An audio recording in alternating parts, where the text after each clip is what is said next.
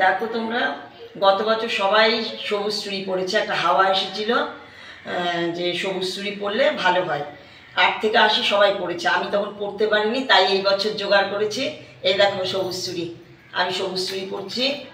এই ফেসবুক গ্রামে বাস করি, তো এবার গ্রামে বাস করতে গেলে, সমাজে বাস করতে গেলে তো সামাজিকতা মানতে হবে, তাই এবার আমি সবুজ চুড়ি পরেছি। আবার শাড়িও পরেছি সবুজ রঙের, এটাও আবার আদেশ এসেছে যে সবুজ শাড়ি পরতে হবে।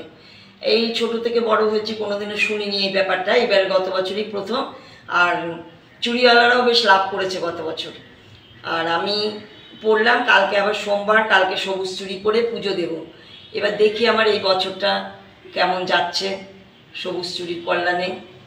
আচ্ছা, আমি আজকে রবিবার তো কি করি দেখো, আমি এবার জলখাবার বানাতে যাব, সবুজ চুড়ি পরেই জলখাবার বানাবো। আজকে সানডে, সবাই বাড়িতে। আমি এই যে সবুজ চুড়ি পরে লুচি ভাজছি, সবুজ শাড়ি, সবুজ লুচির সাইজ দেখো, এই দেখো। মানে আমি আবার কিপটে না, ছোট ছোট করে লুচি বানাতে পারি না। এই দেখো আমার লুচি। আর এখানে এই যে ছোলার ডাল, আর সুজি করবো, এই যে ছোলার ডাল। আচ্ছা, আমি খাওয়া দাওয়া করবো, পরে আবার আসছি।